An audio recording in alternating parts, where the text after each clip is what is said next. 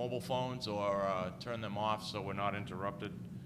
I will start out by introducing the board members. To my right is Bob Signetti, Becky Kilborn, myself, John Bowner, the chairman. Tonight, Jeff Sauer will clerk for us, and then we have our alternates, Ken Javinian and Corinne Doherty down the end. From the Code Administration Department, we have Kathleen Archambault, and our building inspector, Mr. Rich Maloney. You know, we've had an uptick in COVID, so we're going to ask that people to keep their masks on this evening if possible. If we're having a hard time hearing you, we'll ask you to remove them. We're going to have presenters come here to this podium to present, and then for the public, we have a microphone at the far end. We'll have you use if you would like to speak or be heard on any cases. So we ask that you step down there. We'll take a couple of minutes to sanitize in between, as we've been doing throughout these hearings. And with that said, we have minutes from our past meeting. Could I get a motion on those? So moved. Second. I got a motion and second. Any further discussion on those minutes? All in favor say aye. Aye. Any opposed? Our process is we're going to call our continued cases first. We're going to jump around a little as we have a couple more that are being continued tonight. From there, we will start with our new cases after the continued cases. The process is to come up, present your case when you're called by the clerk. The board will then, once you're done presenting, ask questions of you. From there, we will send it out for public comment, and if there is any, we'll hear that. If none, we'll come back and the board will deliberate on your case, and you know, you'll get a sense of which way the votes are going, and from there we'll give you your options at that point. So I think that's all I have. We are on cable, Danvers local cable, so we ask that when you do speak, if you can announce clearly your name and address for our minutes and our records. And I think that's it. We are going to start with a couple of continued cases, and I will just read one other thing. With new restrictions from the state, you know, meetings kind of have to end, have to end by 9:30 p.m.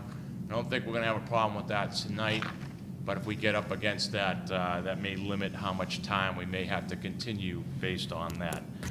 Our first continued cases are referencing Governor Baker's travel restrictions, and Attorney McCann is unable to appear at this meeting this evening.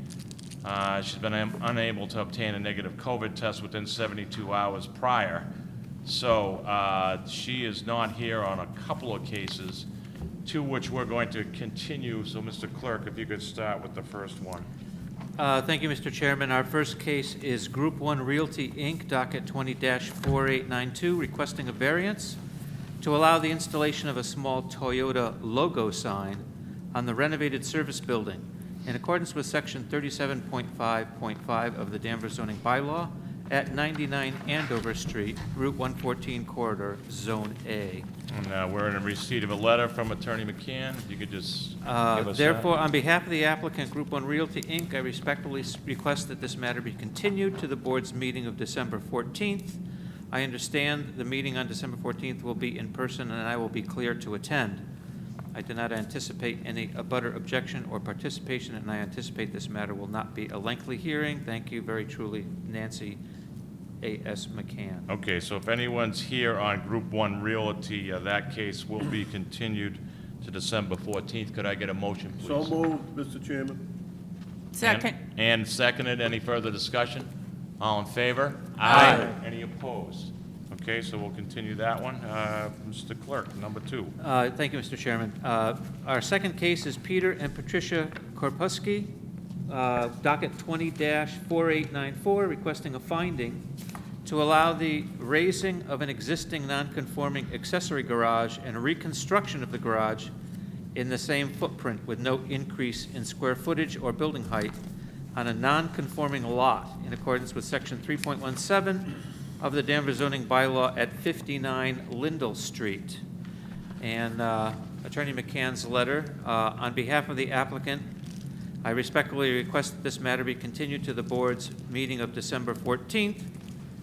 We have submitted a petition from immediate neighbors in support, and I anticipate this matter will not be a lengthy hearing. Yours truly, Nancy A.S. McCann.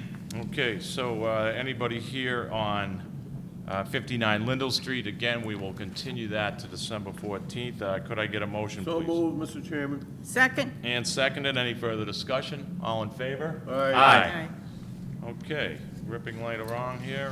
Mr. Clerk, if we could go to our next continued case. Third case is DeLip Realty LLC, docket 20-4886, requesting a use and dimensional variance to redevelop the property into a 5-story multifamily building with 208 residential units and a 5-story accessory parking garage in accordance with Section 6.1 and Table 2 of the Town of Danvers zoning bylaw at 152 Endicott Street. And Mrs. McCann's letter. As you know, we appeared at the October 19th ZBA meeting on behalf of my client, trustees of Anna Mrs. Trust, owner of the property located at 6180 Endicott Street, being direct abutters to the proposed project, to express serious concerns with the proposed traffic impacts of this project on the existing businesses and their customers. No traffic report has been submitted, nor were any elevation drawings submitted with the application, although 14 variances are requested for this project. Last week, I received a copy of the traffic report dated November 24th. I had a conference call with the applicant's representatives, and I discussed the information and analyses that were omitted from the report and critically necessary to evaluate the impacts of this project on abutters, existing businesses, and customers. The applicant's representatives agreed to provide this information. However, we have not yet received it, which isn't a surprise given the holiday season. There were also several errors in the report that needed to be addressed or corrected. In addition, we have not received any elevation drawings of the building for which a very significant height variance is requested, which we were advised would be forthcoming. While I am pleased that we have opened a productive dialogue with the applicant, we are awaiting critical information. Therefore, on behalf of my client, I request that this matter be continued to a future hearing date so that we and the board will have an opportunity to receive and review this important project information. Very truly yours, Nancy A.S. McCann. Okay, so before we start on that, I also want to point out that we were in receipt of a memorandum from the Town of Danvers Department of Land Use and Community Services, so I think that was something that the board had asked, and I don't think we need to go into that, but it just detailed about the project and the discussions with the Town of Danvers. So, with that said, if we could come forward and present, please.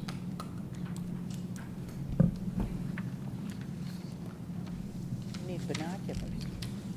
We need binoculars. Thank you, Mr. Chairman. Is this okay? Can people hear me all right? I think just keep it loud, and I think we'll be all right. Okay. So. I got it. Okay. All right, thanks, yeah. Sorry, again, Mr. Chairman, Tim Sullivan of Goulston and Stores here on behalf of the applicant. I heard that Attorney McCann had submitted a letter. We would prefer to go forward tonight and address, there were a number of discussion points. We absolutely did have a conversation, and there is additional info, but we think it's worth going through what we have and moving forward tonight, understanding there is more info coming. Sure. So we were here last on October 19th, and at that meeting, we had 6 points of discussion to go through, and we were asked for additional information from the board. We'd like to touch on each of those. I'll give some highlights, and then Brian, our architect from Q3, is here. He can touch on some of the architectural materials that were submitted. Can somebody silence that phone, please, whoever's having that go off? Thank you. So with respect to the discussion points that were left open on October 19th, there were 6 items. First, the planning department or the planning staff engagement to date, signage, what we had proposed. There were comments from this board and how we were going to address those. The appropriate percentage of affordable units at the project. Architecture, how it fits into the neighborhood by way of character or design and the like, and traffic. There was a request for additional traffic study, as well as the number of school-aged, anticipated number of school-aged children. I'll touch on each one of those, and then Brian will get into a little bit more detail on the architecture. So first, with respect to planning staff engagement, as was mentioned at the outset, a memo has been submitted to confirm that we have been working for the past 18 months with the planning staff. That work is reflected in the plan and is reflected in the site plan that was submitted. They did indicate that they are supportive of the number of units and the affordable percentage, as well as the use in this area, all of which were questioned at the last meeting. So again, they submitted that memo separately. It's part of the materials to the board, and that was one of the things outstanding. With respect to signage, we appreciate the comments we received last time. We are making modifications. We don't have those. They weren't submitted as part of the letter. They will be once we've finalized it. But we heard the board. We understand changes have to be made, and we're working on those, and we'll be back. With respect to the affordability percentage, we do feel strongly that 10% is the right percentage for this project for a number of reasons. This project requires, or this site requires a significant amount of investment to redevelopment, whether it's by us or otherwise. By way of, stormwater, by way of constructing Chalet Court, which any investment in this site, whether it's the current owner or a developer who buys it, is going to have to solve the access problem. Endicott Street was granted on a temporary basis. Chalet Court has to be constructed if anyone's going to invest money here, and that's a real cost for this project.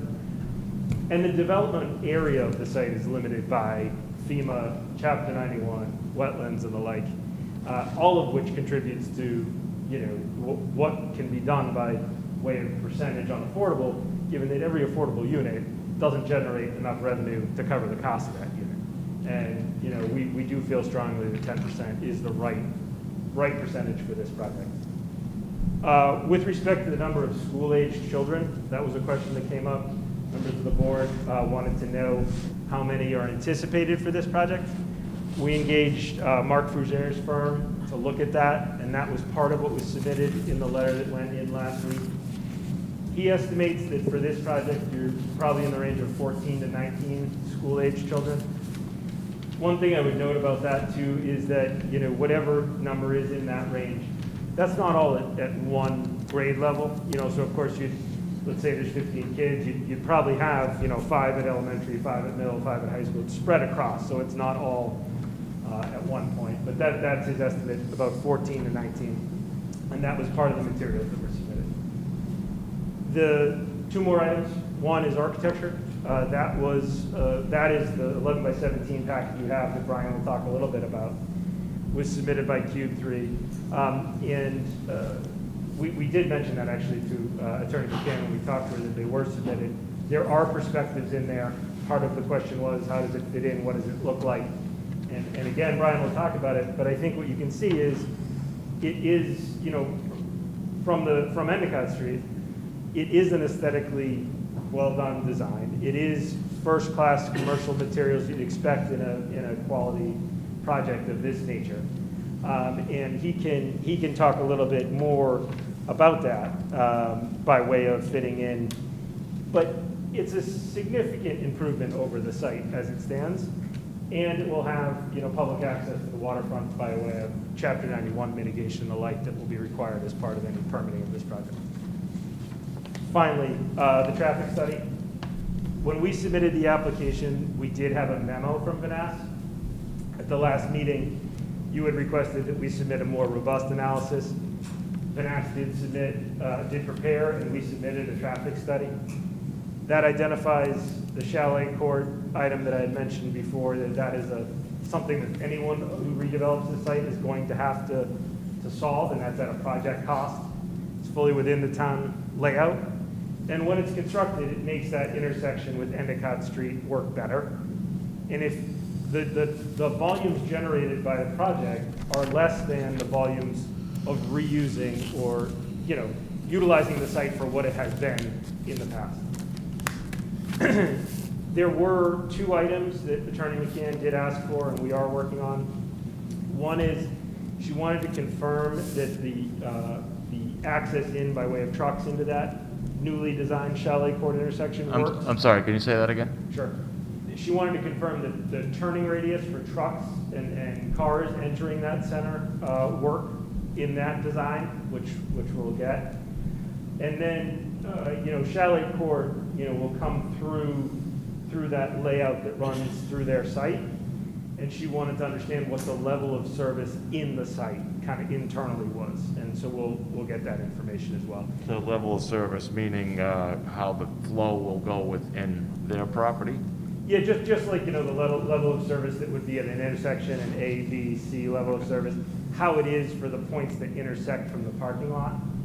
You know, again, we will get the information and we'll send it, but just the response on that is we did study the traffic, the turning radii. It does work. It was something that was part of our discussions with the planning staff. And we don't expect that there'll be any change, at least any material change to the level of service internally by way of the project. They're just different. The residential use and the retail use, they've got different peaks. We don't expect to be an impact, but again, we'll provide that information. So that's an overview on the 6 topics that came out of the last meeting. I'm happy to answer any questions now. I should mention Scott is here. He can give an overview of the traffic study when Brian's done. He'll be available for questions. Our whole team is here and can answer questions. But is there anything you'd like me to cover before handing it over? Yeah, and I do thank you for, you know, the updates to both the traffic study, you know, and the info on the school-age children. I think that's great. And, you know, the planning department memo, which details the project. But I gotta say, I was a little confused when I received the updated package because, and I went back and I went in detail with the minutes from October 19th. And, you know, one of the things this board does is try to give feedback so we can come to a collective agreement here, right, and put something together. And I looked, and every member here talked about how this site is too big. Most members talked about looking for 12.5% affordable.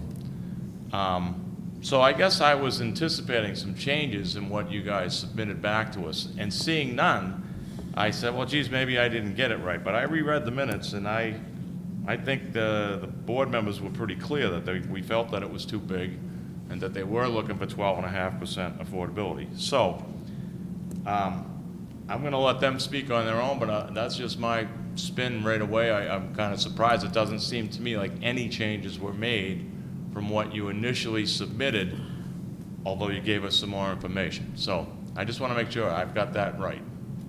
There are no changes in building heights or setbacks or anything. Correct. Okay. I'm going to turn it over to the board, and we'll ask questions. We'll start down. Oh, and sorry, Kathleen, we'll have Corinne Doherty vote on this case if it comes to a vote. Do you want to have the rest of the presentation before we ask questions? Say it again. He has more of a presentation. Do you want? Why don't you let him do the rest of the presentation? Well, if there's no changes, I don't see what he could present. Well, He's got a traffic report, but we can wait for that. All right. I thought he had somebody else that wanted to speak. Do you have someone else that want to present something? I do. And Yeah, go right ahead. If I may. So just on there is no change on the affordable percentage. That's correct. And there is no change as you mentioned. However, on the height and the size of the project, that is one of the things we would like the opportunity for Brian to cover. And it, Mr. Chairman and members of the board, it's not that we were saying, you know, here it is, we're coming back. What we wanted to do, we took that comment to be, please explain to us how you see this fitting in and how it does fit into the character, and that's how we geared our materials. So just to be clear, that's how Brian and we are approaching that particular issue. Okay.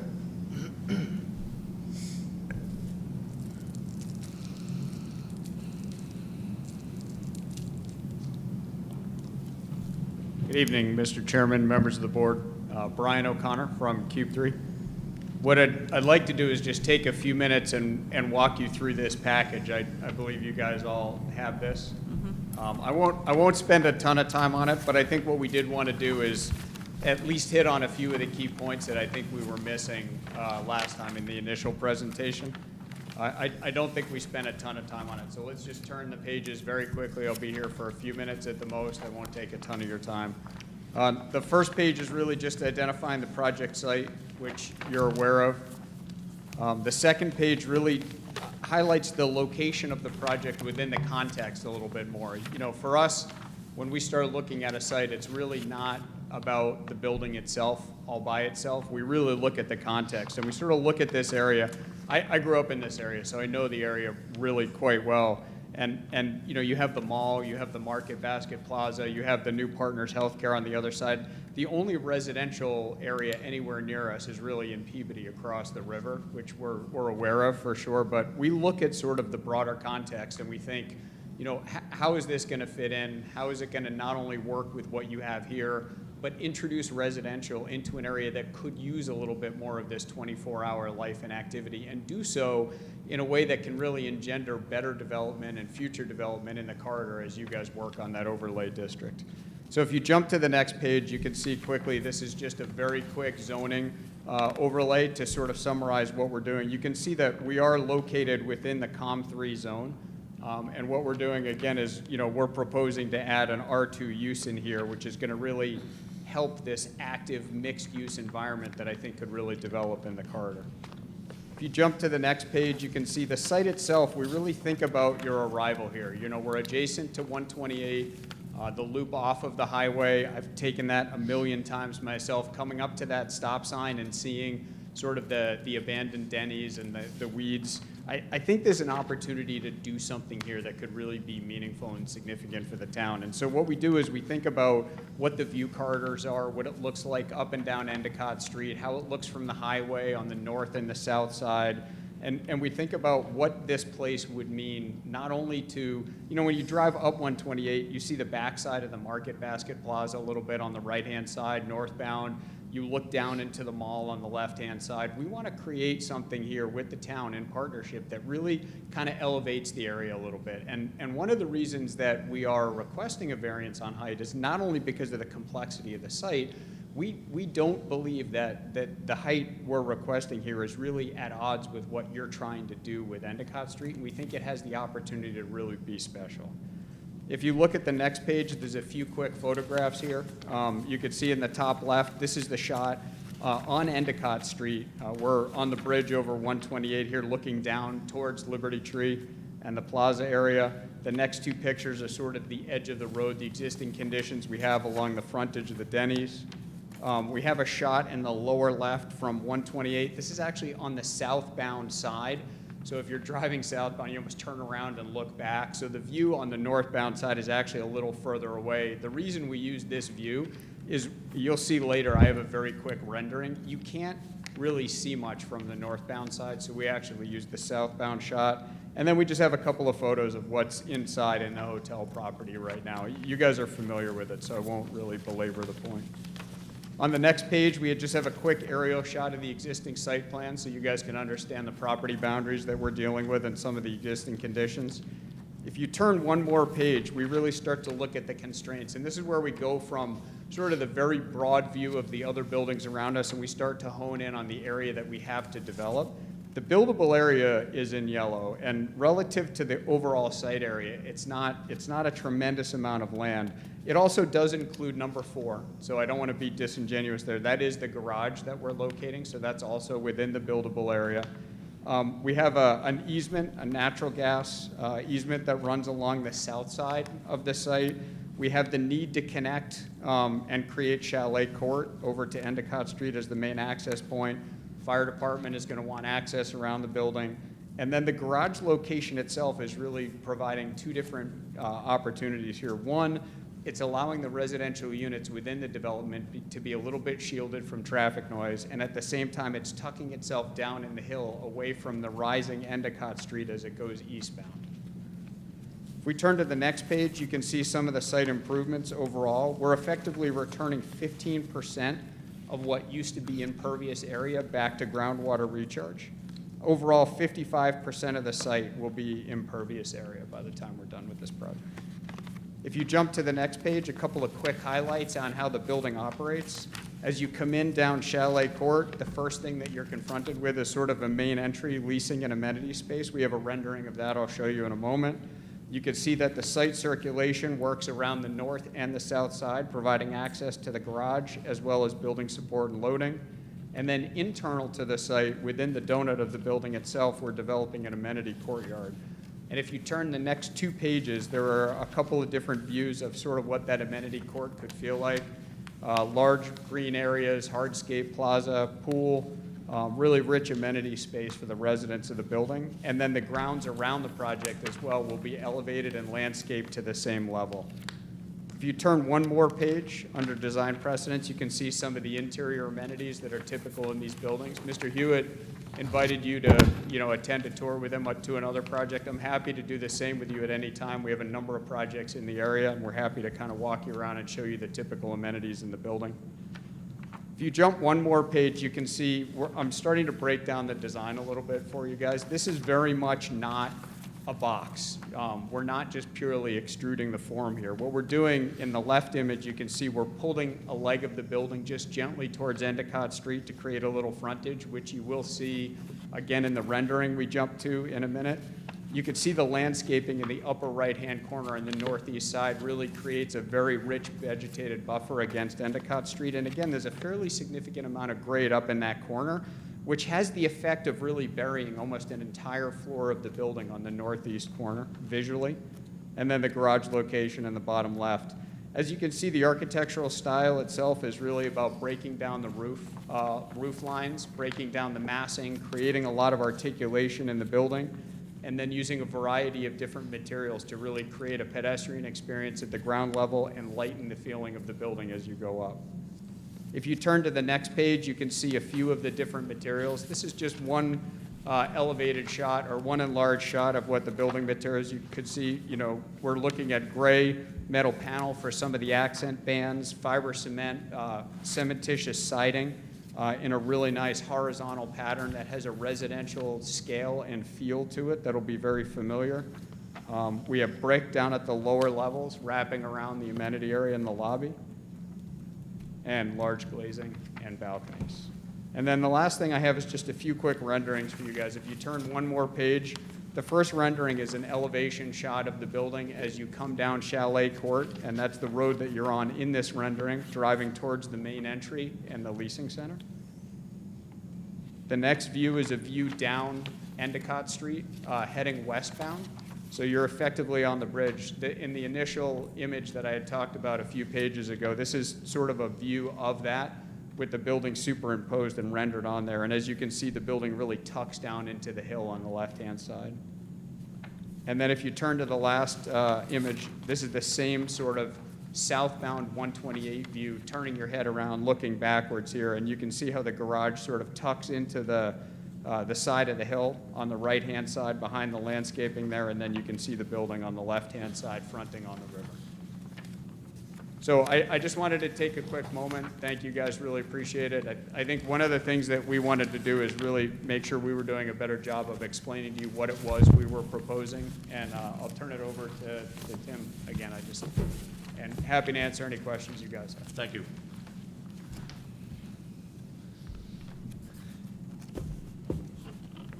So I guess the last item would be on transportation, on traffic. Scott Thornton's here. We're happy to have him give an overview, if that's helpful, or to answer questions, or to do that after you get further information, however the board wants. Just let him speak. Yeah, Okay. briefly if we could. Okay.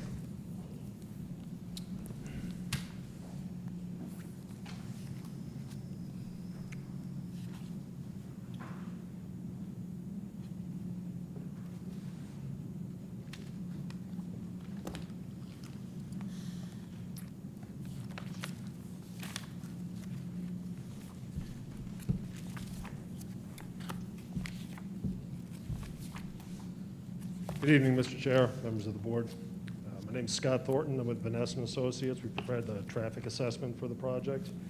And I think our intent was to be responsive to the issues that were raised at the last meeting on the 19th. And to that end, we went out, did some traffic counts at the intersection of Endicott Street and Bed Bath & Beyond Drive. Can you ask him to move his microphone closer? Yeah, just lift that up a little, please. Excellent. Thank you. Better? Yep. Great. And we did those during the 3 time periods under consideration, morning, evening, and Saturday midday time periods. Did the estimate of the project traffic generation compared with what was previous, or what the site currently occupied, or what the site currently contains, and also compared that with the proposed uses. In general, what we found is that, it's shown on this, this trip generation comparison, that the site, the residential project would generate significantly less traffic than the hotel and restaurant uses were they to be reoccupied. In addition, the access improvements through Chalet Court and the modifications of the driveway there will have a benefit, will have an improvement on operations there, providing better definition to that driveway approach, and also providing some channelization to allow for movements to occur in a more ordered pattern.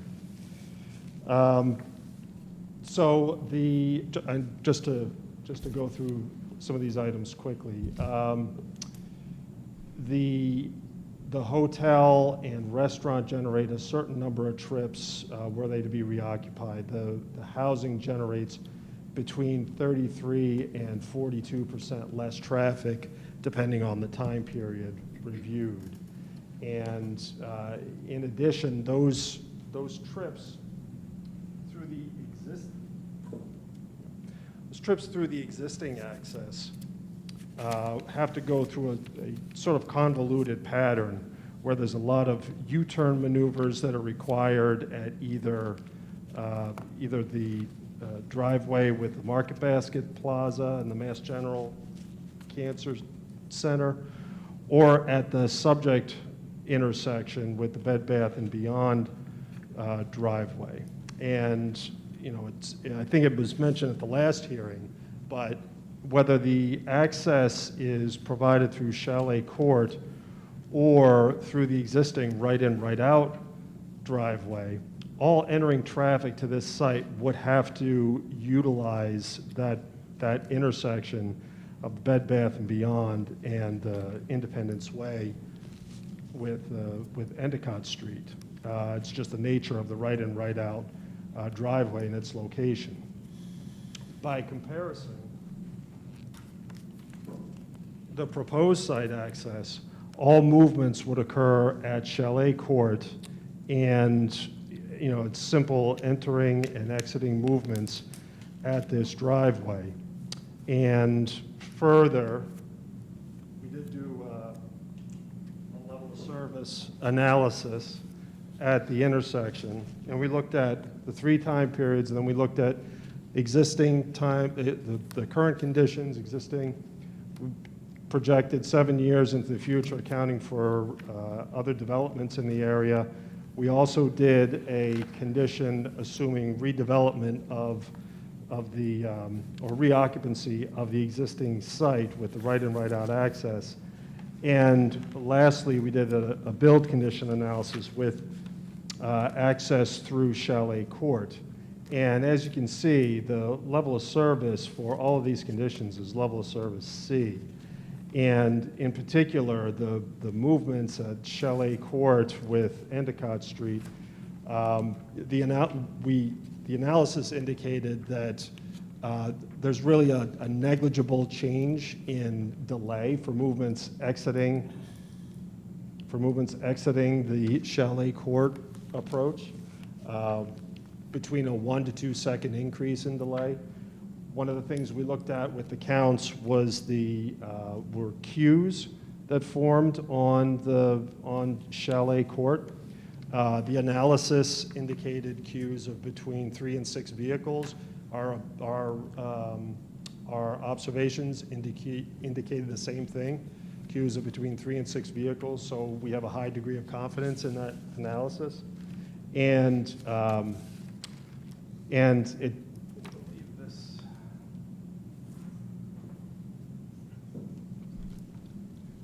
this plan shows in a little better detail what the configuration would be, where there's proposed channelization and a median design at the intersection, allows for traffic to come in and be directed right down into Chalet Court and also into the retail plaza, and that definition is provided right away. Similarly, exiting movements would be separated. It would be restriped to provide a 2-lane approach. Currently, there's no striping out there. It's sort of, it's sort of a pell-mell where there's sometimes there's 3 lanes, sometimes there's 2 lanes, sometimes there's 1 lane that form there. So this provides better definition to the driveway as a whole. And as Attorney Sullivan mentioned, some of the things that Ms. McCann were looking for were just some of the level of service analysis of the internal intersections that would be created by this design, and some other circulation pattern issues through the site.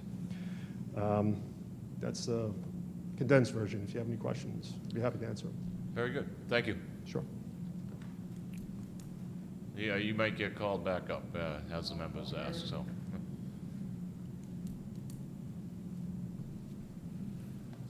Okay. That's all for our That's all you got. presentation. All right. Well,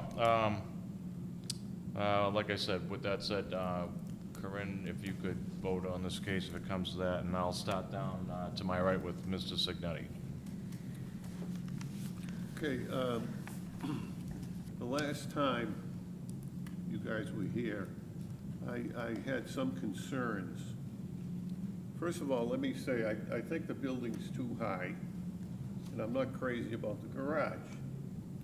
But I'm also, I know you can't get everything. So if some of my concerns are met, I can live with the building, and I can live with the garage. However, I don't think they've been met. And let's start with the parking. Are you still sticking to 416 spaces? No, 330. Yeah. 330. Are you still sticking with that? Yes, so we're proposing a ratio of 1.58. I see that. Instead of 2.0. So yes. you're gonna give up 86 parking spaces? Are you willing to compromise on that, I think 86 is a lot to drop. All right, let's move on. No, I'm happy to respond. I didn't want to cut you off. No? So Are you firm on that? well, we think it's the appropriate ratio, not only from a zoning perspective, but operationally. If we look at some of the new zoning that's been adopted in town, there's ratios lower. And the trend of where parking is going, if this were in a different environment, the right number might be 1.2. But, what we think that what we're proposing is the appropriate level for a project of this size at the 1.58 that we're proposing. All right, you're gonna stick to that, right? All right, let's move on. Your signage. You wanted 4 signs. You still want 4 signs? We're looking at signage, and that is something we have to submit. I don't know what the number will be, but we heard your comments. You and asked for 4. So We were what asking you're for telling 4, me is correct. you may go down, you may ask for less? We may, yes. Okay. You also asked that the signs be lit all night.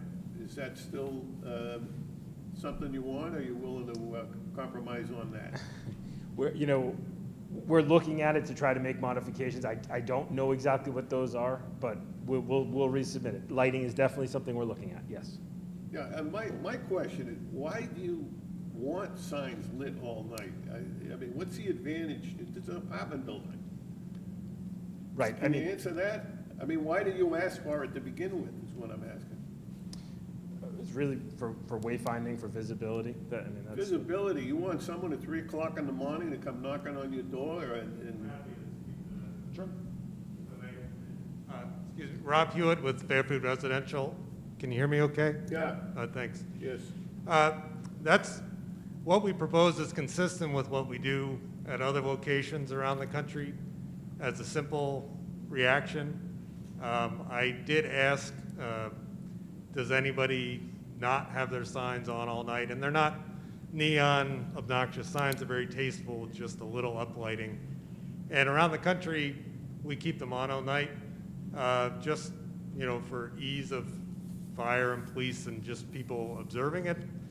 Now, it's relatively simple to turn those off for certain hours at night, and that's something I'm looking at with my design team. It's just not something we've done in other places, but we've heard your concerns loud and clear, and I just wanted to give you some background on why we proposed it that way. All right. Well, it seems to me that you want all the advantages of commercial property and none of the disadvantages. I mean, even a store wouldn't get 4 signs lit all night long. Not in this town. So I'm just letting you know about that. All right, we can move on. Thank you.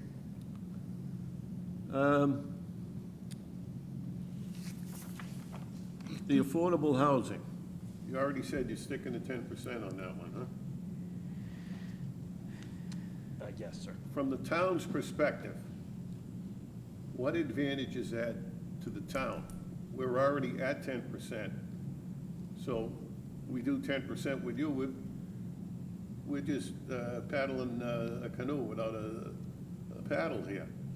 I mean, we would like to, there was it's a development just down the street from you, smaller than you, and they've agreed at 12.5%. Now, you say it's not economically feasible. It's really, from my point of view, as a citizen of the town, not practical for this town to go 10%. We have to start gaining, or we're gonna have 40Bs all over this place again. So, well, let's see, 1, 2, 3, 4 strikes. All right, I'm done. Thank you, Bob. Oh, wait a minute, no, excuse me. The traffic guy, could I talk to him?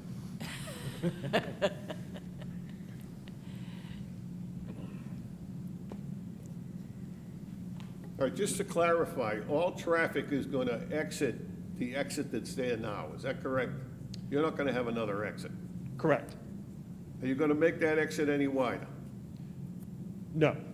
It's going to be reconfigured to have 2 striped lanes exiting. All right, now, I was down there today, you know, your problem isn't traffic generation. Your problem is the queue. That exit was designed, I was down there yesterday. If you go straight out from Bed Bath & Beyond, you're golden. The problem is, there's parking on one side, and there's McDonald's. And then you guys are gonna come in from the other side. And I've seen this on weekends. There's cars going straight, there's cars coming in from the left, there's cars coming in from the right. That's the nightmare, not traffic generation. Yeah. So how are you gonna solve that? By putting a stripe down? So there's going to be a series of raised medians that'll separate the traffic flow from the roadway of Chalet Court from the parking lot. And there'll be breaks in those medians for the traffic from the retail side to get into Chalet Court to then exit. So you're not going to, and the median that's there that separates the entering and the exiting movements is going to be extended and curved around. So you won't be able to, for instance, come from McDonald's and go straight across the entrance to get into the departure side. Or are you gonna correct that? Is that what you're telling me? You won't be able to go straight across like you can now. You'll have to come down and then take a left at this other location. location past the median if you want to exit. And by doing that, it makes it a smoother entrance for other traffic that wants to get into the site. But if you're at McDonald's right now, you can just sweep right across the parking lot. Yep. Yeah, and you can also block the entering traffic. So what we're doing is we're forcing that traffic to come further into the site and then turn Come into down the and exit. swing around. Yeah, exactly. All right, in my inexperience, but what I've noticed, if you made that exit wider, now taking the right turn is not a problem. Right. Because they can take a right turn on red all the time, and that keeps moving. The problem is the next lane, you're either gonna take a left or you're gonna go straight. Yep. And I said to myself, why don't we have 2 lanes there? One to go left and then another with an arrow and a straight. And I think that would alleviate the problem. Now, can you do that? Or We- is that something the state has to do? No, we may be able to do that. It gets into, right now, this movement, the innermost lane lines up pretty well with Independence Way across the street. There's a slight jog in Yeah. it, but it's not too bad. If you separated it so that you would have a separate left lane, a separate through lane, and a separate right turn lane, the through movement would go up and then would have to kind of jog in the middle of the intersection to get straight across because they'd be coming up on the median on Endicott Street right through here. Well, most of the I'm not saying people- we couldn't, I'm just, No, but most of the people, no, I didn't say just to go straight to Liberty Tree Mall. yeah, You could put an arrow, I'm talking about 2 left turns. yeah, Because that seemed to be the problem. Everybody was going left. Nobody, I was there watching. One car goes right, and the light opens, and everybody goes left. yeah. And I said to myself, maybe 1 more lane would do it. Yeah, I'm not gonna say we can. Well, look into it anyway. Yeah, we can definitely All right. look into it. I don't have any other questions. Thanks, Bob. Becky? Thank you. Okay. So I did take time to go down to Stoneham and take a look at Maeve, and it's very nice, very well maintained. It was very clean outside. One of my thoughts, once I went down there with regard to the parking, is the parking goes all the way around that complex, so people can enter from multiple locations. I was wondering, with the parking garage being all the way on one side of the complex, let's say somebody's coming home with their groceries, and they live on the opposite side of the building. They park their car in the parking garage, and they have to bring their groceries. Are there any loading, unloading areas? I guess that's the question, because it doesn't make sense where you have to park your car and how you have to get to your apartment with a garage. Yeah, thank you. I can speak to that. Maeve is interesting in that there's a garage buried in the middle of that Right. building. There is surface parking around the outside. So we look at that a lot in terms of someone who lives at one end of the building. You don't want a unit to be undesirable because it's a long walk. So this building is actually relatively compact in it's an oval, and it's connected on the end to the garage. And we've designed it so that you can access from each level of the garage directly onto a floor, instead of like with a podium style building where you've got a garage under the whole building. You'd have to take an elevator up to your floor and walk down the hall. Here you can directly go out onto your floor. If you live on level 3, you'll park on level 3. So from that aspect, it's pretty easy for a resident to get there. The actual distance someone has to walk down the corridor, it's within the realm of what we found that people are reasonable and won't complain about. You know, the other trade-off is you have covered parking, which is desirable rather than parking outside and have to come in. So it's a trade-off either way, but we've done this successfully with this size building, so we think it will function well. Okay. It seems like a long walk, but I get it. I also want to speak to what John said about, I reviewed the minutes, and every single one of us, I think, said that the height was too much. And I will reiterate that comment, that I know that Maeve is 4 stories, and you're proposing 5 here. And how high is the parking garage? 5? Here, yeah, 5. Yeah, okay, all right. I agree that we need to look at the number of parking spaces. I think it might be a little bit tight. It's not like there's anywhere else to park. If you don't park in that parking garage or on that site, you're gonna be parking in the Bed Bath & Beyond parking lot, or you're gonna, it's not like there's a street there where you would take up the extra parking. With regard to the lit signs, again, I think 4 signs is too many. I don't want to repeat all the comments we made last time, but I did take a look at this rendering with the sign on the side of the building here. I mean, if that's lit all night, that's right next to somebody's balcony and their window, which I wouldn't want that apartment. So,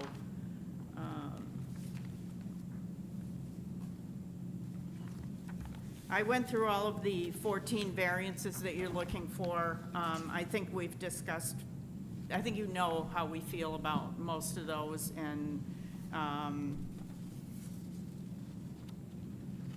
not going to go through them one by one. I think it's clear. Okay. All right. Thanks, Becky. Jeff?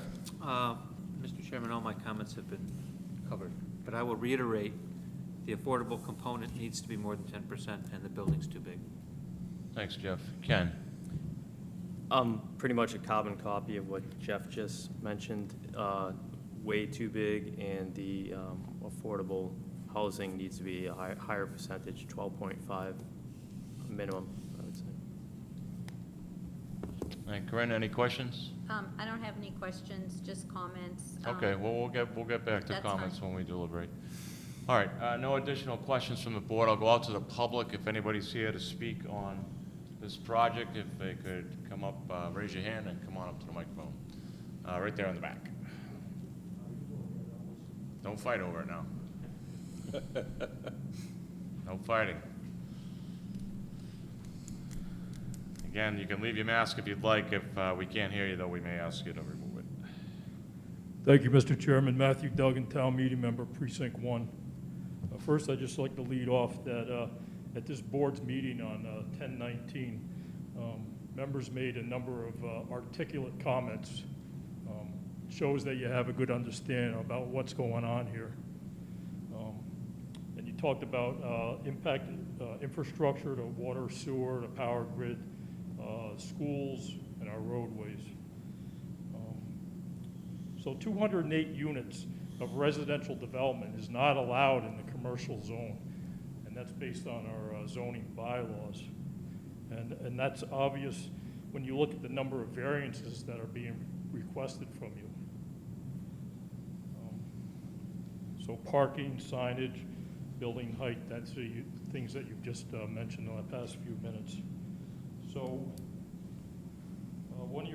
several members made comments about the size. So 208 units, right?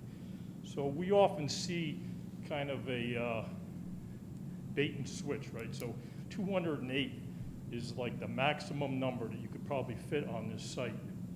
And that's the number that you throw against the wall, see if it sticks. So my question is, Mr. Chairman, what is the real number? What is the real number that makes financial sense for the applicant, and that below that number they would walk away? So is it 200, 190, 175? But what numbers are they willing to accept?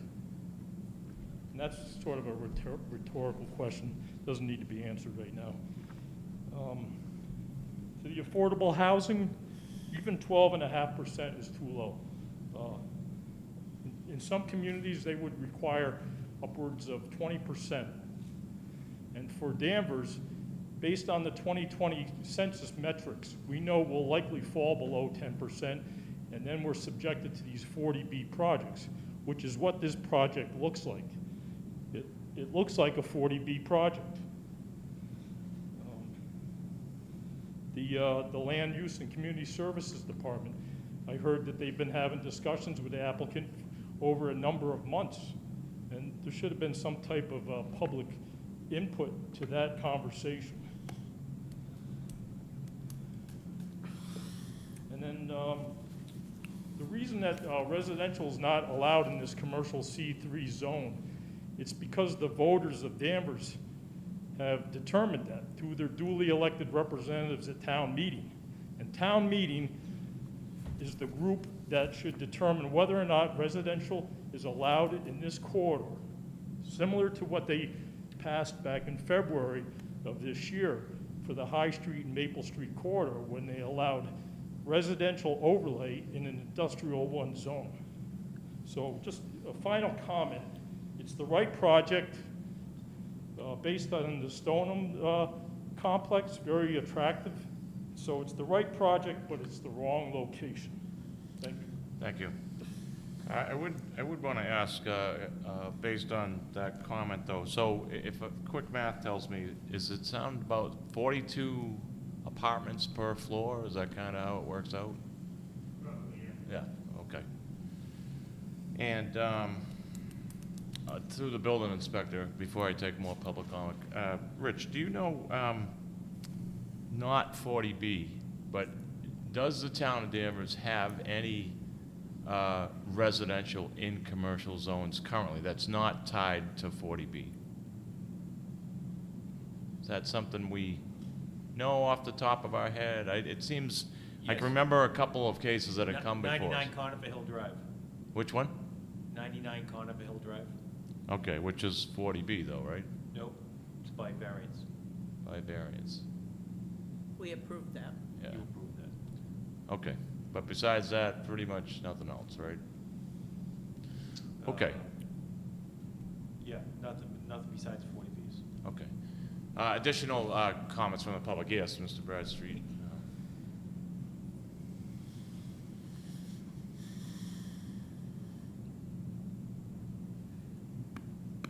Bill Bradstreet, town meeting member, precinct 1. As I stated before, the comparison that I observed between this project and the monster that's on 114 adjacent to Route 1, the tower. 5 floors. I don't care if the bottom 2 or 3 are hidden from view. 5 floors is too big. I can picture, if this is approved, the next step will be, getting the foot in the door. What are they going to ask for on the property that's across the street? Where does it start? What's the limit? Traffic is a problem, everything else is a problem. I wouldn't be happy with this if I lived anywhere near there, irrespective of what is allowed or might be allowed. It's too big. And when I say too big, I don't mean big, I mean too tall. I don't care if it is lower than what's up to the Kmart Plaza. It is too tall. I don't know what else to say. It's inappropriate for the town, and particularly in that area. Thank you. Thank you. Any additional comment from the public on 152 Endicott? Okay, hearing none. I have a quick question. Yeah, go ahead, Bob. Are you guys gonna own this land, or are you leasing it? We would own it, yeah. You own it? Okay, thank you. Any additional questions And- before? and one Yeah, quick- go ahead, Becky. Can you tell us the footprint of the existing buildings you put in the package? 5,500 square feet for Denny's, and the motel was, I think, 20,000 square feet. So about 25,000 square foot footprint. Do you know the footprint of the new buildings and parking garage? I don't off the top of my head. You don't know? Okay. 45,000. 45,000? Thank you. So from 25,000 to 45,000? that right? Yeah. Yeah, from the footprint, but there's also reduction of impervious area that's currently impervious. So the footprint does increase, but the impervious decreases. So you're taking away pavement, but you're Correct, and creating. increasing the size of the buildings, almost doubling the size of the buildings. Okay. Footprint, okay. Okay, any additional questions from the board? Otherwise, we'll come to deliberations. Corinne, no? You're good? No more questions. No more questions. All right, we'll start down there with you, Bob. Okay, as everything stands now, I will not vote for this, and I'll tell you why I won't vote for this. I think cutting the parking by 86 spaces is too much. As far as the signage, if you leave it at 4 and have it on all night, that's a no for me. And 10% affordable housing, I won't vote for it unless it's at least 12.5%. So the building is too tall. But like I said, if some of the other things fell into place, maybe we could look at it. But right now, I won't vote for it as presented. Thank you, Bob. Becky? I have similar comments to what Bob is saying. I think I could live with 4 stories. I think 5 is just too much in that area. I want to get rid of the eyesore that's down there. I will tell you, I want to get rid of that eyesore. That's where people come off the highway. That's their entrance into Danvers, and it's terrible. So, you know, it would be my desire to work with you to try to figure out how we can make this happen. But I also think that it's a lot of variances.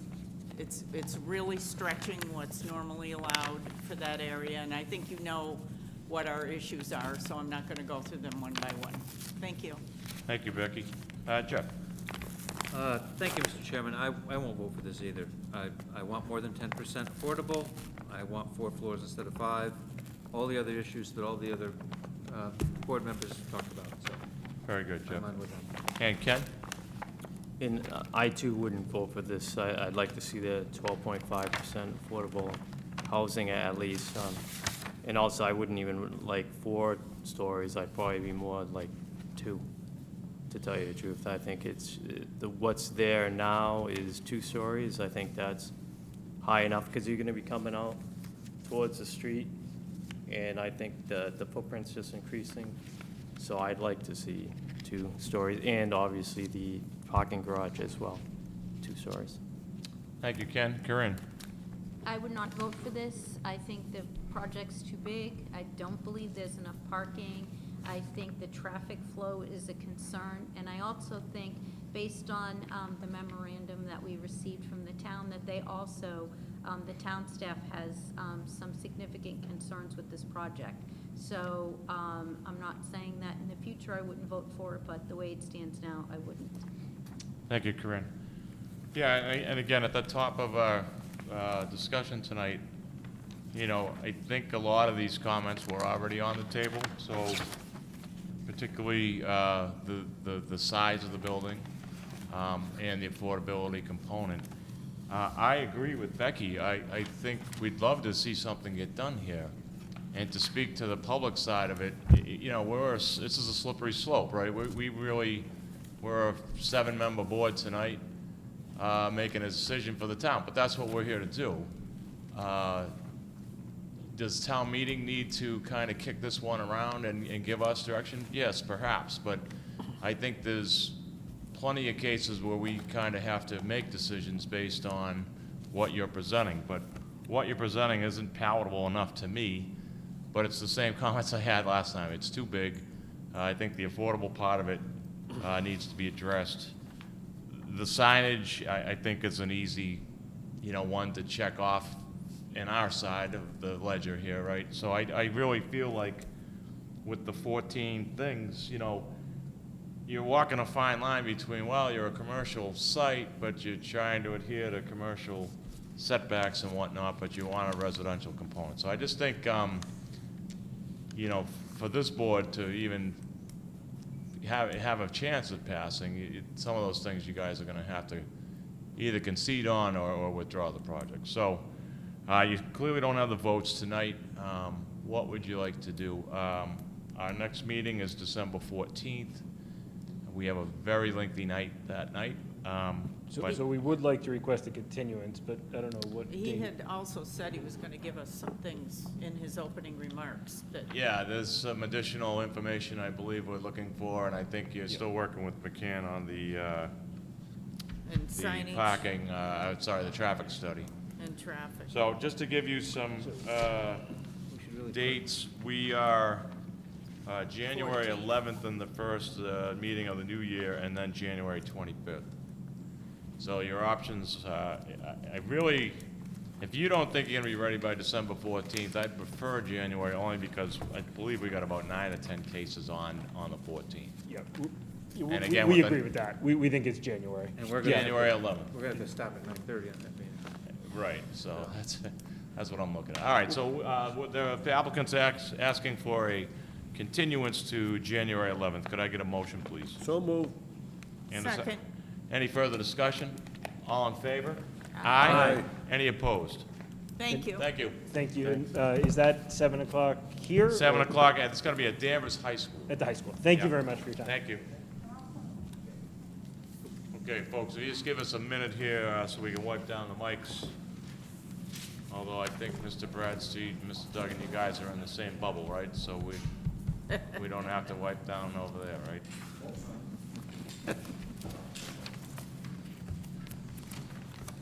Okay, so Jeff, we'll go to, Yeah. January 11th. yeah, you got it, Gardner. right?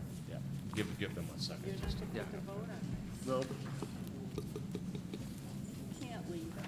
this is not gonna pass. Huh? This won't go forward. No.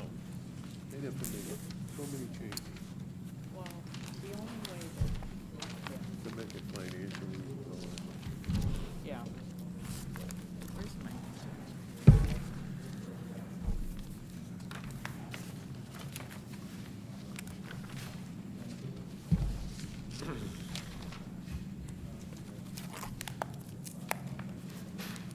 It's quite possible.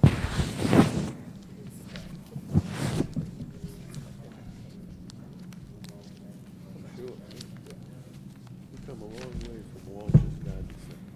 From what? That's what used to be there, Walsh's Garden Center, when I moved into town. On that property.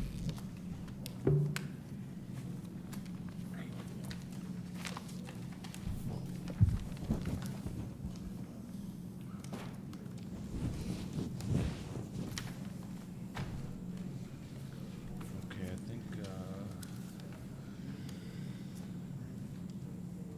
10 Delaware, is that what we're looking at? 10 Delaware, yeah. Just 3 more? Yeah.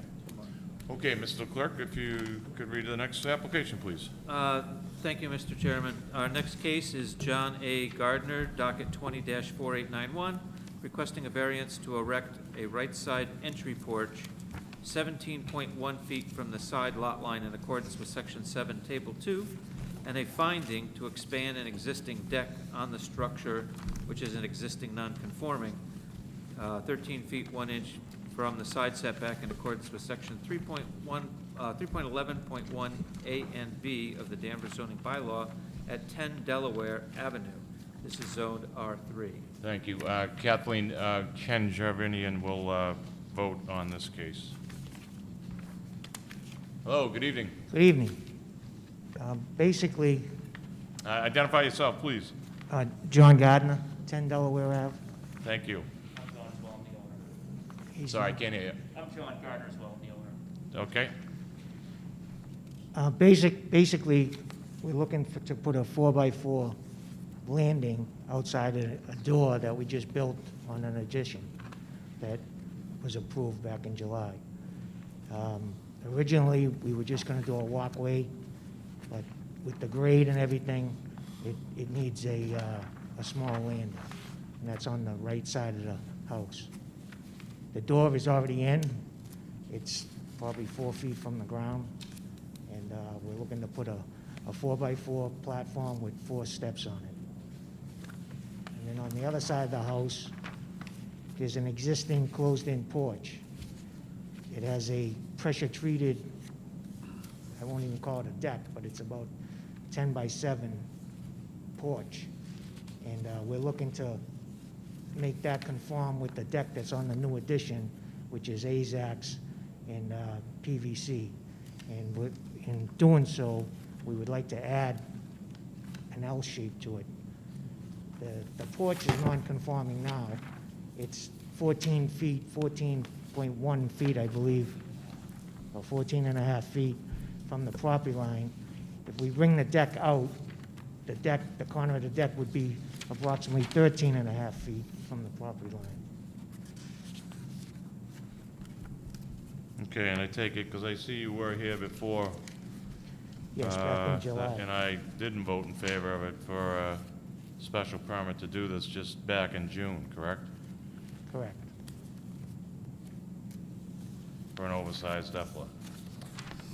Okay, so you're looking to change the length of the deck, and you're looking to add a side porch. Does that kind of sum it up? Well, it's more of a landing than a porch, but The side, what you call in this drawing a side porch, you're really just looking to put a landing. yeah, it's like 4 by 4 with 4 steps. Okay. In the original plan, there was just going to be a walkway, but the grade is so high. it Yep, just- so it's due to the grade. Very good. Anything else you want to present? No, just that, and the deck is on the other side of the house. Yep. Okay. Corinne, let's start down there with you. So you had intended for this just to be a walkway, but because of the grade, you can't do that? Is that what you're saying? Yes, I think there was some miscommunication. Corinne, can you move your mic a little closer? Thanks. Between me and the builder, too. Okay, so I'm looking at the drawing that you submitted, and I'm looking at what you colored in yellow. So the stairs actually, so you come out of the EFLA, and you kind of take a right, go down the stairs, and then there's a walkway to the front? Well, yeah, to the front, the stairs would be like this. Well, I have this drawing. That would be on the side of the house, and the stairs would be facing the street. So from where the walkway is, you will not be any closer to your neighbor's lot, No. I to the wouldn't. lot line? From where the walkway was going to be? Yes. No, I wouldn't. I don't have any other questions. Thank you, Corinne. Ken? So, that, like Corinne was saying, that's gonna stay, that little, that 17.1 is the same anyways as the walkway. Then on the other side, you're losing, so what is the setback? The setback is 20 feet, but the existing porch R3. that was there when we bought the house 15, Is what? is already within it's already 14 feet. 14 and a half. I think it's 20. Okay. If you measured out the deck, how we were proposing. Yes. It would be 13.1 feet. If you could just try to go into that From the mic so corner we of the can get deck, it. it would be 13. So you're going about a foot, a little more than, It's about 18 inches, yes. all right, closer to the, okay. Yeah, that's all, we got, That's it? no more. Jeff? I have no questions, Mr. Chairman. Thank you. Becky? So I did go out there and I see that the door comes out of the side of the house into the air. So obviously you have to have some stairs or landing if you're gonna come down. There's a 20-foot setback on that side of the house. And you now have 21 and you want to go down to 17, is that correct? Correct. Okay, and the other side has also a 20-foot setback. Correct. So you're going closer than that 20-foot. Right, but the existing porch, when I bought the house, it was already within the setback. I'm sorry? It was already in the setback. It's already, Already non-conforming. it's already non-conforming. It's 14 feet, But you're 14 and a making half it feet. even closer, right? Right. A foot closer, yes. Okay, The corner of the deck, as it comes off the house, would be a foot closer to the property line. okay. Mr. Chairman, through you, is this plan acceptable to the building inspector since it's hand-drawn? How says you, Rich? Can you work with the plan submitted that shows these changes? Yes, I can. No other questions? Thank you. Bob? I have no questions. Yeah, I have no questions. I mean, I thought the sepal was too big. I still think that, so. I'll go out to the public. Anybody here on 10 Delaware Ave? Yep, if you could identify yourself. Are you together? Okay.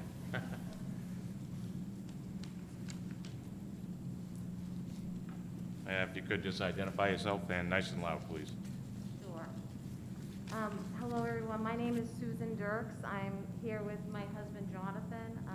We're the homeowners of 51 Mohawk Street. We've lived at our current residence for 24 years, and our home abuts the property of the Gardners, who are requesting a setback variance tonight. This is the second variance on a project currently underway, and we'd like to share with the Can board. she take her mask off? Yeah, could you lift the mask? Yeah, thank you. This is a second variance on a project currently underway. We would like to share with the board, we do value being a good neighbor, and have exercised this in every way possible throughout our neighbor's building process and in welcoming them to the neighborhood. Furthermore, in an effort to be forthright, we want to assure the board we respectfully shared our concerns with our neighbors prior to this meeting tonight, so this is not a surprise. We are here to oppose this variance be granted. We are opposing the setback because we feel this project has already depreciated the value of our home and has adversely affected our property. A variance that violates the setback bylaw would further adversely affect the value of our property. And compromising the, basically, the variance would compromise the privacy and our quality of life. We just really honestly think it's just too much. Unfortunately, we didn't realize the scope of the project, a ripple effect of COVID. My children are remotely learning, and my husband and I are working more hours than ever, a direct impact of the pandemic, as I am a mental health provider. However, we have read through all of the meeting minutes and are truly appreciative of the board's time in regards to your effort at past meetings to minimize any negative impacts this project could have on our neighborhood. To be perfectly honest, we simply can't imagine if the first plan was not denied by the board, by how large the building would have been had it been built in our backyard. The setback variance that is being requested today is for decks and stairs, and while this request is not large scale, the overall project is extremely large. The 67-foot addition runs the property line behind our home and nearly doubles the size of their original home. We sit on a corner lot, and this building is in our backyard. Because the renovation is so large, we have lost virtually all of our backyard views, which did include a beautiful water view of the Putnamville Reservoir. We no longer have it. If a second variance is granted today, this addition would encroach further, and if the original variance asked for setback relief, we would have opposed it, and we would have been at the previous meetings. It is clearly stated and recorded by the Gardners in both prior zoning board of appeal meetings that the setback requirements would not be exceeded. We respectfully ask that this be upheld. We see no hardship to justify exceeding the setback, and we have copies of our statement to provide for the board. Thank you. Thank you.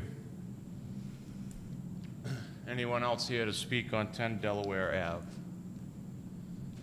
Hearing none, we will come back to the board. We'll start down there with you, Karen. I did not vote for this last time. I thought the project was very big. I think asking for relief on both sides when the size of the project is as big as it is too much, and I would vote no. Thank you, Karen. Ken? I agree, pretty much, especially with the neighbors' concerns and stuff. It's just encroaching more, and the scope of it is already, is large. So I would have to say no. I don't think No. I'd vote for this. Thank you, Ken. Jeff? I will not vote for this. Thank you, Jeff. Becky? I think they're in a tough position with the side entrance because where the door is. But that should have been part of the plan. I would not vote for the increase in the deck size. You're a no. Yeah. Thank you. Bob? The, I see their problem with the stairs. They're just gonna put in 4 stairs. You know, I don't have a problem with that, but, you know, how big can this house get? So right now, I won't vote for it as presented. Yeah, and, you know, I was a no. Originally on the EFLA, I thought it was, as your neighbor stated, it's 2 houses to me, and I'm a no as well. So you don't have the votes. What would you like to do? We can vote on it. You can withdraw without prejudice. We'll withdraw. Okay. Can I get a motion, please? So moved. And a second? Second. All in favor? Aye. Any opposed? Okay.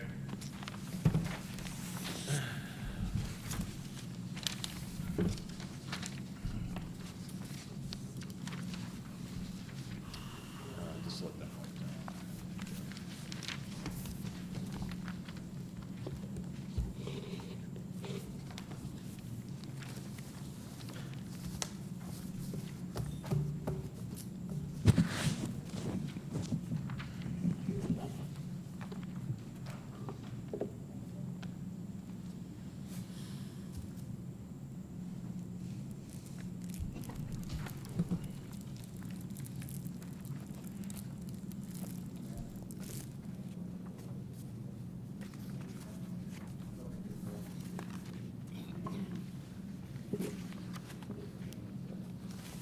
How we doing on the clock?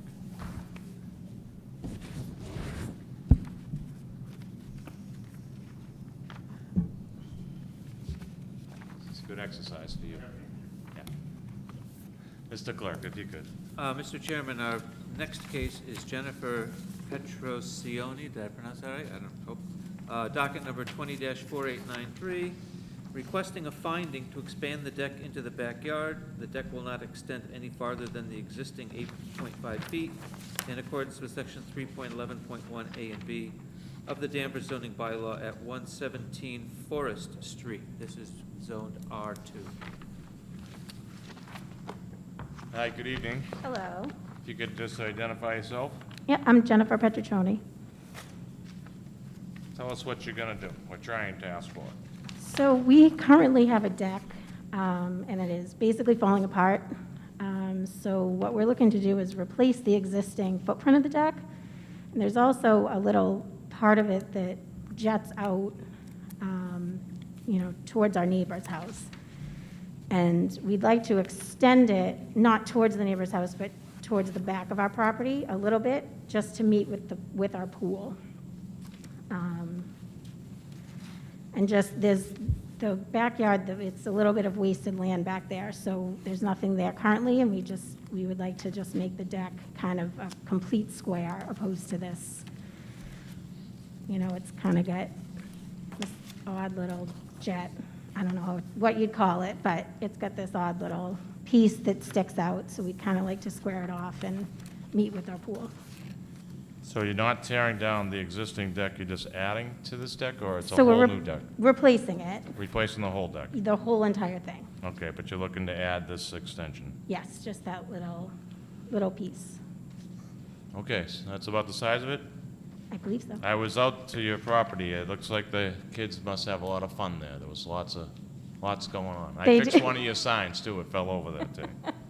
Yes, they do. Okay, Corinne, if you could vote on this case, and we'll start down there with you, Bob. All right, presently you have a stairway to your deck on the other side. Yes. right? And now you want the stairway on your neighbor's side. Is that correct? So we'd like to add a stairway on that side? So you want 2 stairways? Yeah. Oh, okay. And you're gonna stay within the sight line of the house? Yes. So I see your setback is 8.5, and you're gonna go 8.5. Yes. I have no further questions. Thank you, Bob. Becky? So I'm confused. It says proposed stairs on this plan, but it points to the open space between you and your neighbors. Is that where the stairs are, or are they? So originally, we were planning to put the stairs pointing towards our neighbors. Yes. And after we had spoken to someone in the town, we were told we can't do that, so we That changed guy the. there? Yes. Yeah, okay. Yes, it was. So we changed the plan to put it, face it just the other way towards our backyard. Okay. It doesn't look that. They're inside that bump out, so they're not encroaching any farther than the, So you know what they want to do. This So drawing where are makes the it. stairs? I Just- convinced them that they wouldn't get the stairs inside the 8.5-foot setback. They would Okay. not. So where are the stairs going to be? Can you? There's a little bump up that they're not shown, but it's, if you look at that plot plan, there's kind of a hole in the deck. Oh, it's gonna be in that square. Oh, in that hole there? Yeah, the Yeah. stairs are in that hole inside the deck line. Gotcha. Okay, all right. And did you speak to your neighbors? Are they okay with this? Yes, yep, we spoke to both of them on either side. Okay. All right, I don't have any more questions. Thank you, Becky. Jeff? I have no questions, Mr. Chairman. Thank you, Jeff. And Ken? I have no questions. And Corinne? I have no questions either. Okay, is any, and I too don't have any questions. Like I said, I did visit your property. So just to reiterate, we're moving the whole deck. We're rebuilding it with a set of stairs on both the left and right. Yes. And the setback will not change, and as Bob pointed out, it'll stay in line with the side of your home. Yes. Very good. Is anyone here to speak on 117 Forest Street? Hearing none, I think I started with you, Bob. Yeah, I'll vote for this. Thank you. Becky? I went out there also, and I will vote for this. Thank Okay, you. Becky and Jeff? I just wanted to ask the building inspector, you're happy enough with this plan? Yes. I will vote for it. Thank you, Jeff. And Ken? I would vote for this, too.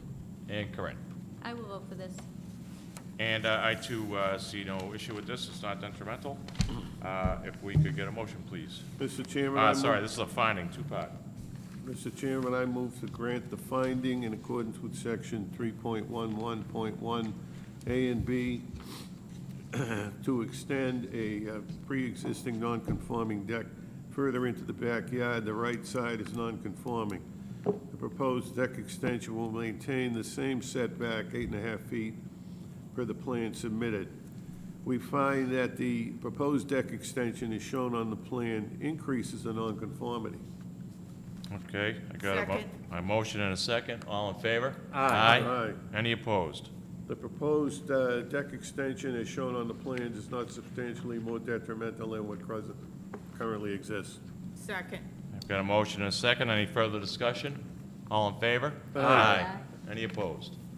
Good luck. Thank you guys very much. Good luck.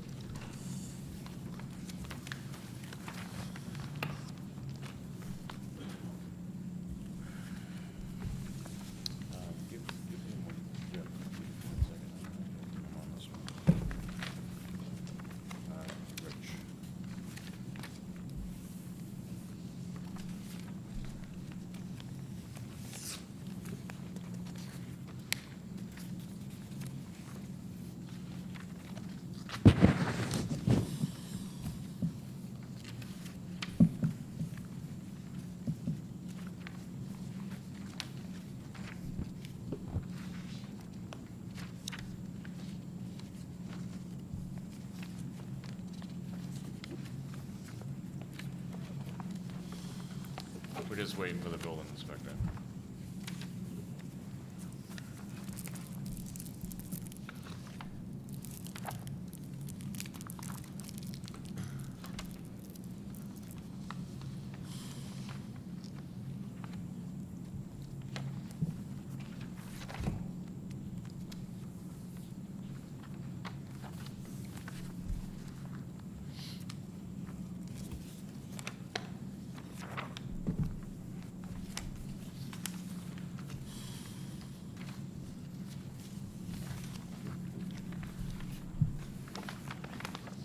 Okay, Jeff, if you're good?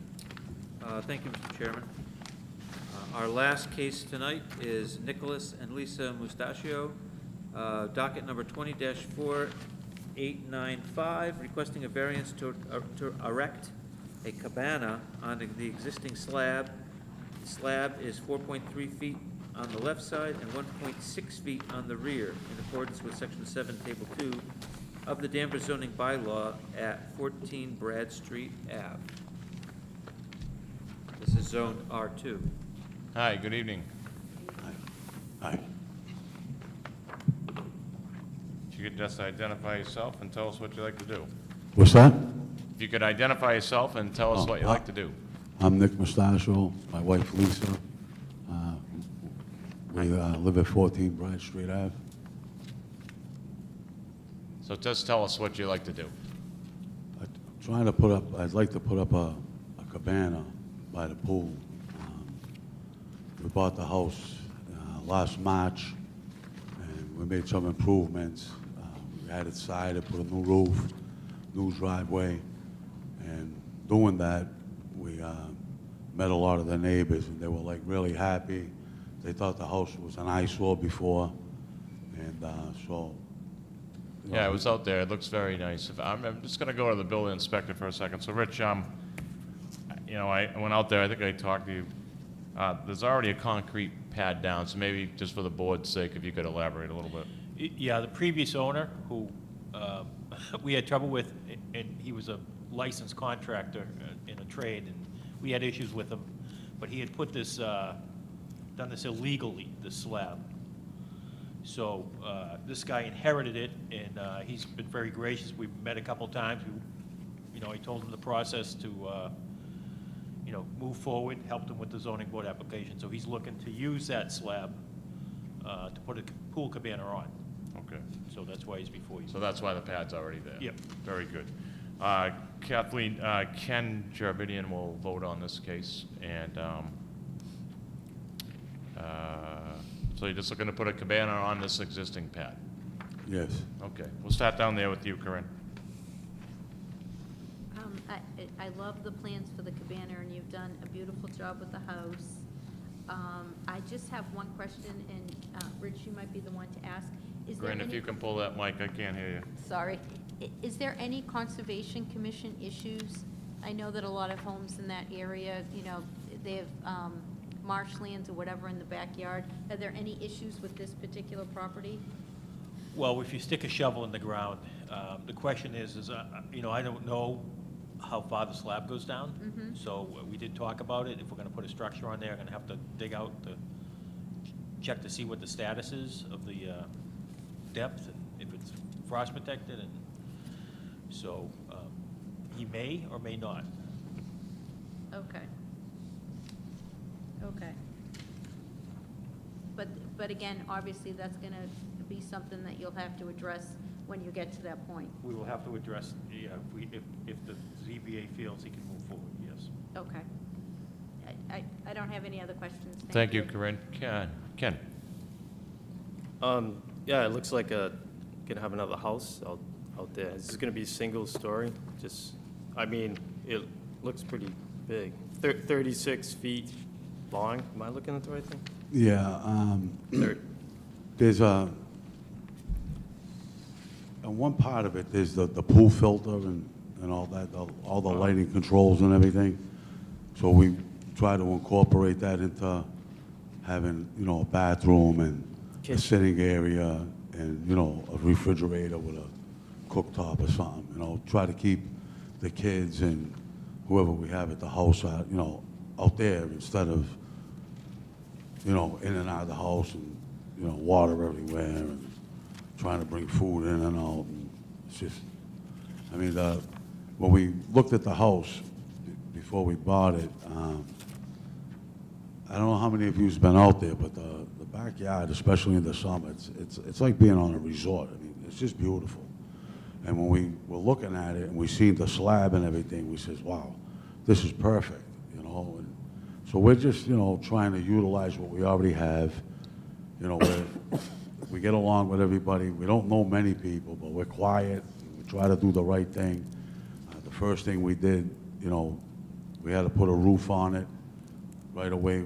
We pulled the permit, you know. The same thing with the siding. We dealt with Rich a few times. He's come by, he's been great, helped us along with the process. You know, it's our forever house, you know what I mean? I'm gonna be retiring soon, and this is it for me, you know? Yeah, so, Mr. Building Inspector, if I could ask you a question. So what checks and balances could we put in place that couldn't be like rented out in the future as an apartment? I mean, it looks like it could be a full-blown apartment. They have a Yeah, bathroom. I will say we have quite a number of beautiful cabanas in town.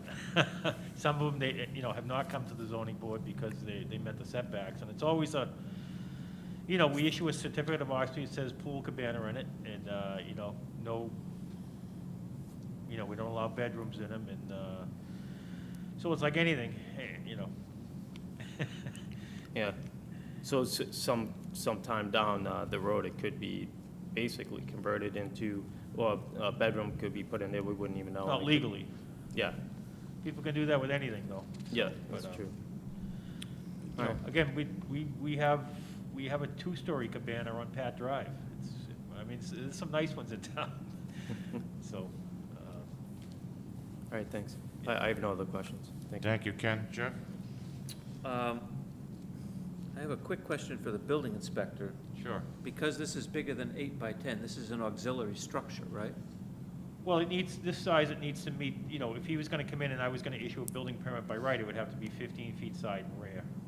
15 feet sides and rear? Yeah. Okay, that was the question. I have no other questions. That's why Thank you, Jeff. that's why it's a variance, yeah. Becky?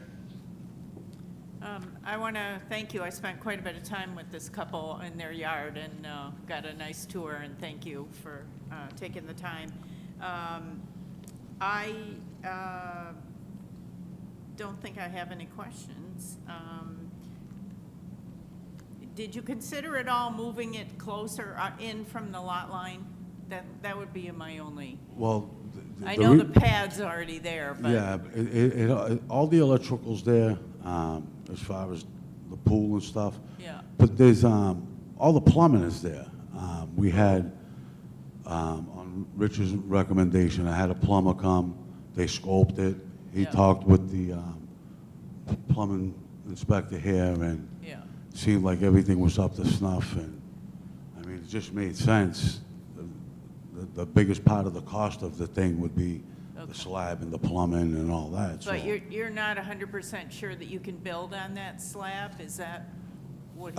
I had the gentleman that drew the plans, Yes, there's a cutout, and he, in his opinion, he felt it was, thick enough. It's just, really, the weight of the building itself is mostly just the roof. It's gonna have some glass sliding doors and a few windows. It's, it's not like, it's gonna be loaded up with a second floor or anything. It's not even gonna have heat. It's just a pool house, a cabana, whatever you wanna call it. It's not intended to be anything other than what we claim it to be. okay, thank you. Thank you, Becky. And Bob? Did you say you're gonna heat this? No, No no, heat. it's not gonna have any heat. It's just gonna, No heat. no, I'm just gonna put a couple of ceiling fans, just to move the air, maybe a skylight or something to suck the heat out, but, I mean, we got the pool, so, Yeah, but what do you? Temperature's the You temperature. don't need it in the winter, right? no, I got no use for it in the winter, and I discussed that earlier with Rich, when the plumbing came up in conversation. The way we're gonna have it done is the plumbing comes into the basement of the house, so we're gonna have it winterized just like we do the pool. Flush it out, drain it. That's the end of it. Just like a summer cottage. Exactly. It's just All right, I don't have any further questions. So this looks like just a man cave for you to get away from the family. And not We'll be really, over there. because I'm always working, but I got a little man cave above the garage that's, I got a TV and a couple chairs up there, and I'm happy, but at least that has heat, The cabana, I just want to, enjoy what we have, and like I said, this is you know, was a big selling point for us when we saw the slab, when we looked at the house. And, you know, we love it up here. We moved up here from Boston, and Yeah, no, that street's really transformed itself. I did visit your property, I don't think you were there. I guess it's more a question for Rich. So, Rich, I just want to understand, so if, through permitting, if they discover, if this is issued tonight and they go forward, and this slab can't handle the weight, they have to address that through the building department before they can go forward, correct? Correct, right. I'm Okay. gonna make sure that that's adequate to put a Yeah. structure on. So really what we're voting on is just allowing dimensional variance. Okay, I don't have any further questions. Yeah, public, please, to the mic.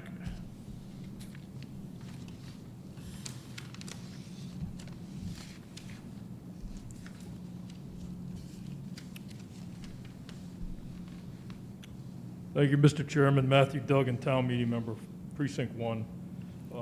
Just a quick question on the cabana. What, is that like French for like shed?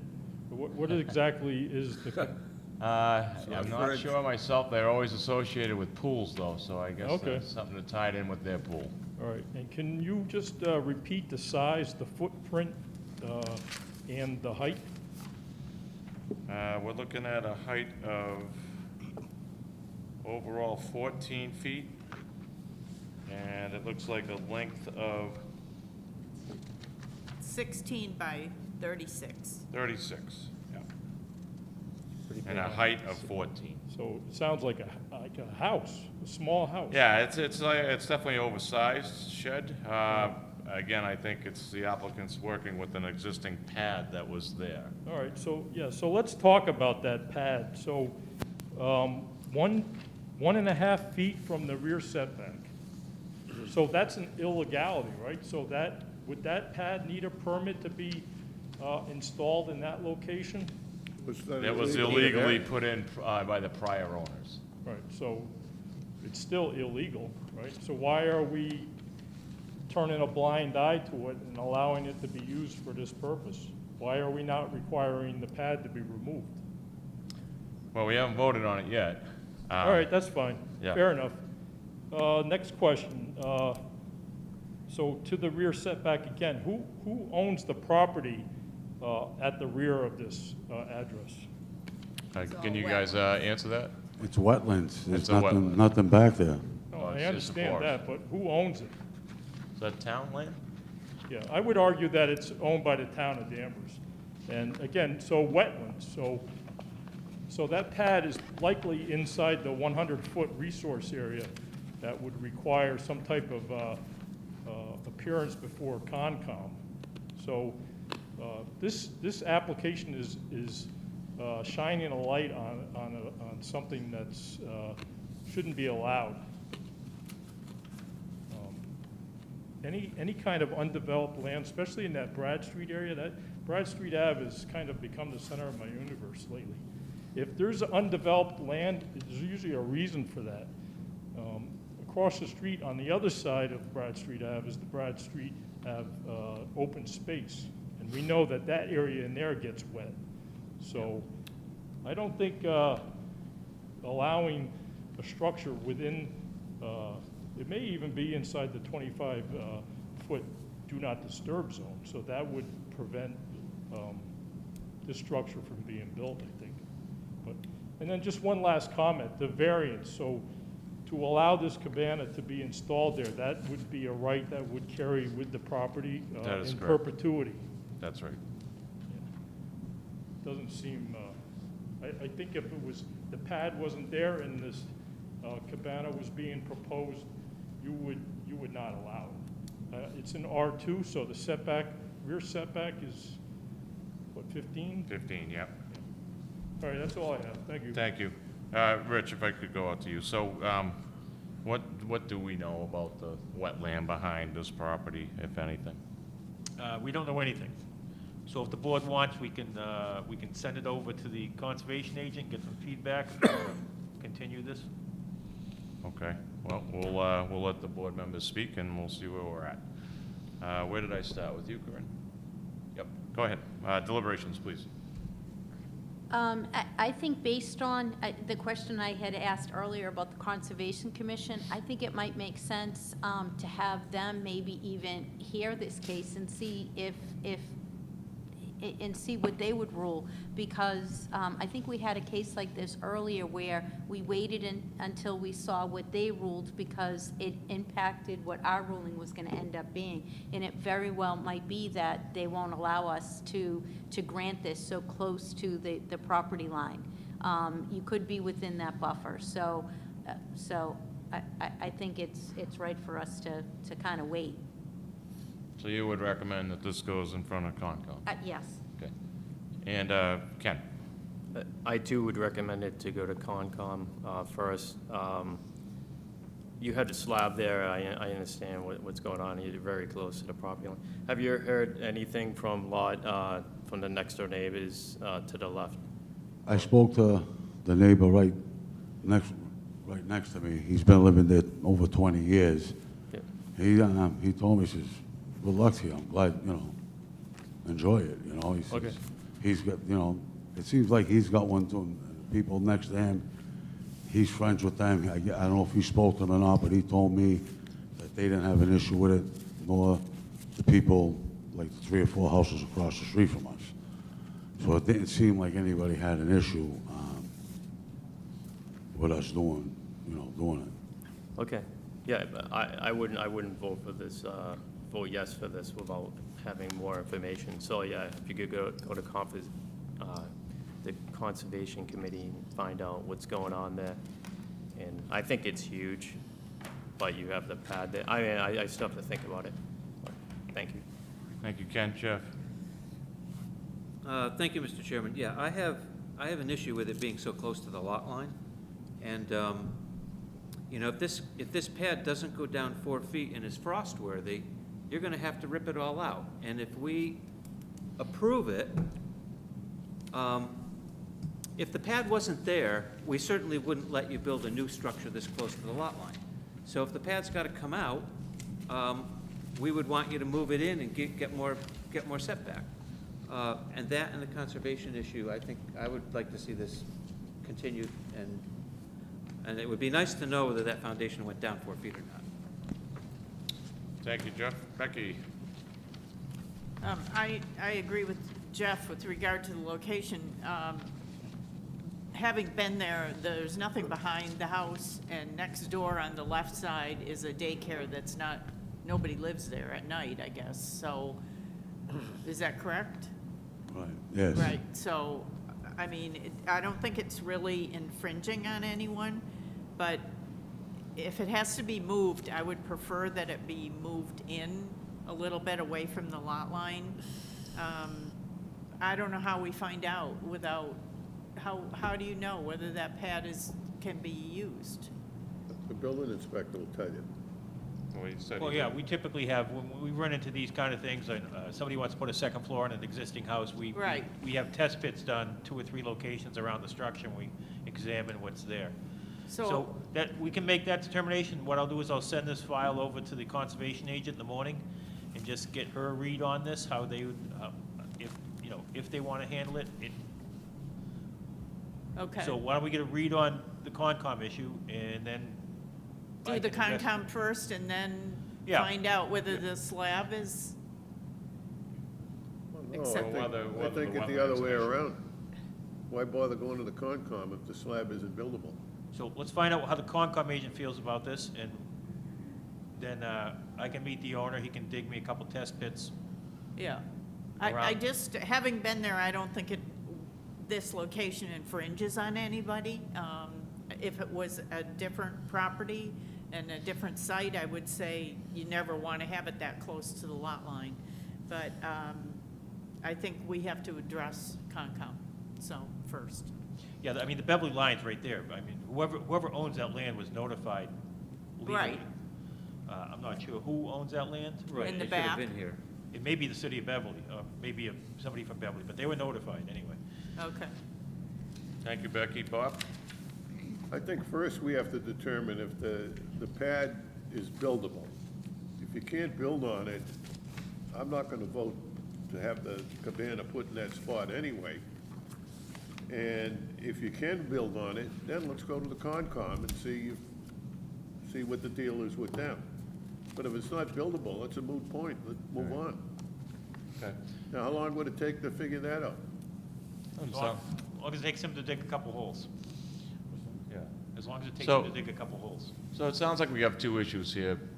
One, we want to know if the pad's buildable, and two, we want to know if this has any issue with conservation. So I think with those two questions kind of floating, you know, you don't have the votes tonight to pass this.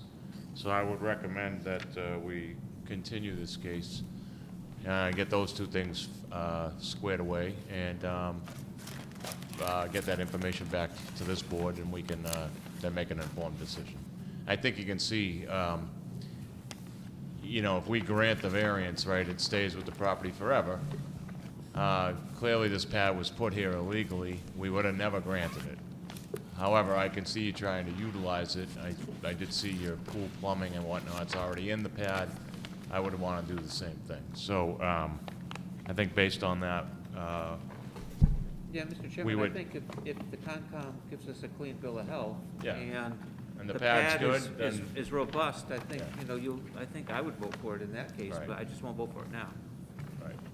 So I would recommend that you ask for a continuance and get those two questions answered for this board, and then we can make an informed decision. How's that sound? Sounds good. December 14th, enough time? So moved. I can't make a motion, so someone motion, please. Motion to continue to 12/14. And could I get a second? Second. And all in favor? Aye. Any opposed? Okay, so we just need to get that info into the building inspector the Tuesday before, the 14th. So. Just meet with the building inspector, and they'll get you squared away. All right, can I get a motion to adjourn, please? So moved. Second. All in favor? You- Aye. dig Aye. 2 holes. Good night, Danvers.